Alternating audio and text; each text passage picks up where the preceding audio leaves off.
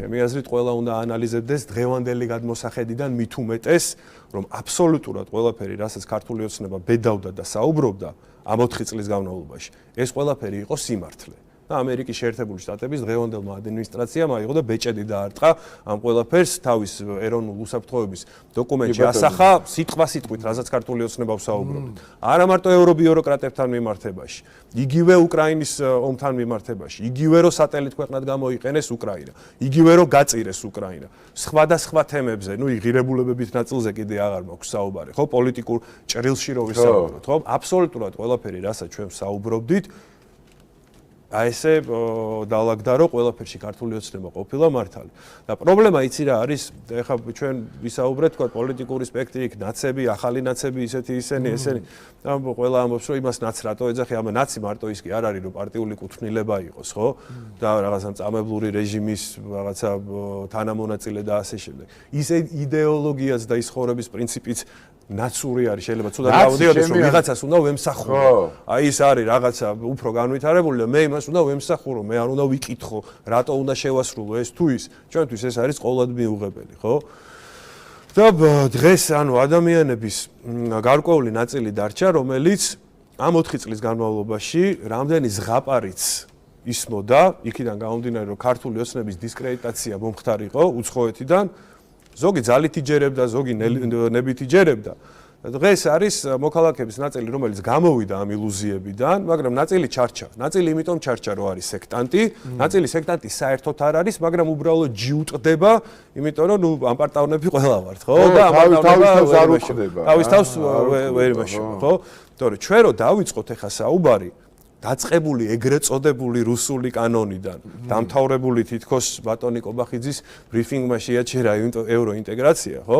ანუ აბსოლუტურად ყველაფერზე იმდენი არგუმენტია აქეთ ამ მხარეს, რომ მე რამდენჯერმე მოხვდი ისეთ სიტუაციაში, სადაც მანამდე თავს ვიკავებდი, იმიტომ რომ ნუ ამერიკა ისე ამბობდა, ევროპა ისე ამბობდა, შენ რა სიმართლეც არ უნდა გელაპარაკა, მოგიტრიალდებოდა და ამერიკა ისე ამბობს და ევროპა ისე ამბობს. ეხლა ამერიკა სხვანაირად ამბობს და ის უკვე ესე თქვა სრულ არგუმენტი ვიღაცებს ხელში აღარ უჭიროთ. იმიტომ რომ ეხლა მე ვეტყვი რომ არა ამერიკა ესე ამბობს, მაგრამ არ მჭირდება ის როგორ ამბობს და ეს როგორ ამბობს. აი ეგრეთ წოდებულ რუსულ კანონზე რო ვილაპარაკოთ, ხო? ნახერაბრალდებები მოდიოდა, რომ ჯერ არის თქვა რაღაცა რუსული, ხო? აი ხა მე დავისვავ ადამიანს და მართლა ბევრჯერ მომიწია ეგეთი სიტუაცია, სადაც ბოდიში მოვახტევინე უკვე. იმიტომ რომ არ მოვეშვები რა. აი რატომ იყო ეს კანონი რუსული? ნუ რაღაცებს იწყებს იმან თქვა, ამან თქვა, არ მაინტერესებს, მითხარი რატო იყო რუსული. ანუ შენ ქვეყნის გადატრიალება გინდოდა და აბულინგებდი უამრავ შენ მეზობელს, მეგობარს აქციაზე რო არ მოდიოდა, ხო? და რატო აკეთებდი ამას, ხო? მოდი აღიარე რა. და ნუ აი ვერაფერს ვერ მეგ. აი მეთქი მე მოგეხმარები, ხო? გეუბნებოდი რომ ამ კანონს თუ ქართული ოცნება რუსული რო არ არისო შევეშვით, ხო? აი ეგ რუსული კანონი, აგერ ქართული აბსოლუტურად მას. გეუბნებოდი რომ ოცნება ამ კანონს თუ მიიღებ და აუგზავნებდით მედია საშუალებებს, ხო? რომელიმე აიგზალა წლები გავიდა, არ აგზავნდა. აუგზავნებდით NGO სექტორს. აუგზალეთ ვინმე წლები გავიდა, არ აგიგზავნოთ. როგორ შეიძლება ქართული ოცნება აყენებს ეჭქვეშ დასავლურ დაფინანსებას USAID-ზე და NED-ზე იყო საუბარი. ანუ გააუქმა ამერიკის შეერთებულმა შტატებმა USAID-დან NED, იმიტომ რომ კრიმინალური ორგანიზაცია. კი. ანუ ჩვენ მწვანები რაში ვიყავით? ანუ ბოლოს რო არ მოვეშვები, ნუ ამბობს რომ არ მართალი იყავით. მე თუ მაგაში მართალი ვიყავი, რაზეც ქვეყანა ყინაღამ გადააყირავეთ, ხო? ეხლა შენ რაზე უნდა დაგიჯერო, აი რამე პრეტენზია რო გაქვს ჩემთან. ხო. იმასთან დაკავშირებით, რომ ვიღაცა უცხოელმა რასა იუკნევიჩიანო, ესე თქვა, და ეხლა შენ გინდა რომ ჩვენ მაგას მოვერგოთ. აი შენ რატო უნდა დაგიჯერო და შენ ინტელექტს რატო უნდა დაუჯერო, ხო? ანუ ესეც სიტუაცია ძალიან შემოbrunებულია იქიდან გამომდინარე, რომ თუ აქამდე ქართული ოცნება რაღაცას მარტო საუბრობდით, მარტო ბედავდით, მაგრამ ყარად ვიდექით. და არ ვიცი, ანუ ისეთი რაღაცეები გამოვიარეთ, რომ ვიღაცეებს გონია ძალიან იოლი არის, ხო, იქ ვიღაცა დეპუტატია და მინისტრი და რა კარგად ცხოვრობენ. ურთულესი პერიოდი ვა გამოვლი ჩვენს უკან, ჩვენი ოჯახებია და როგორ იქცეოდნენ ის ფაშისტები, ხო, კარგად გასულს, ხო? მაგრამ დღეს უკვე სიტუაცია ისეა, რომ ყველაფერს თავისი სახელი აქვს არქეოლოგი. კი, ჩვენ რო ბედავდით და ვამბობდით, რომ ომის ერთ-ერთი მთავარი მიზეზი იყო ნატოს გაფართოება, ეგრე აღმოჩნდა. ჩვენ რო ვამბობდით, რომ უკრაინას წირავენ, ეგრე აღმოჩნდა.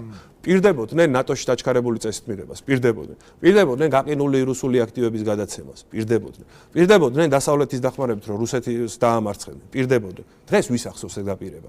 ან აბა გაგებედა და და გეთქვა რომ მე უკრაინას კი უგულშემატკივრო, მაგრამ ცოტა არარეალურად მიმაჩნია რომ რუსეთს დაამარცხებს. ეგრევე პრორუსის იალებს მოგაწებებდა, ხო, კარგად გახსოვს. და ძალიან ბევრი რაღაცა მოტრიალდა ისე რომ დადასტურდა პირდაპირ რაზე ჩვენ საუბრობდით და რა ნაბიჯებსაც ჩვენ გავდით რომ ეს იყო აბსოლუტურად უალტერნატიო ნაბიჯები სიფრთხილის პოლიტიკას და ამ ციცისლიანი პრაგმატიზმის პოლიტიკას ალტერნატივა არ ქონდა და დღესაც ეხა რა ხდება მსოფლიოში ხო დღესაც ჩვენ ვალდებულები ვართ რომ იგივე ტიპის პოლიტიკა გავაგრძელოთ საერთოდ მოშლილი არის მეორე მსოფლიო ომის შემდგომ ჩამოყალიბებული საერთაშორისო წესრიგი წესებზე დაფუძნებული საერთაშორისო წესრიგი ანუ აღარ არსებობს ფიზიკურად ხო ჯუნგლები არის მსოფლიო ჩვეულებრივად უნდა ვიმოქმედოთ ძალიან პრაგმატულად უნდა მივიღოთ ისეთი გადაწყვეტილებები რომელიც გამოადგება ჩვენი ქვეყნის ეროვნულ ინტერესებს არ უნდა აუყვეთ არავის არ უნდა აუმჩატდეთ იქ პრიგოჟინის რევოლუცია რო ეგონა იმას რა ქვია ნაცებს და კიდე ვიღაცებს ხო აი შესაძლებლობის ფანჯარა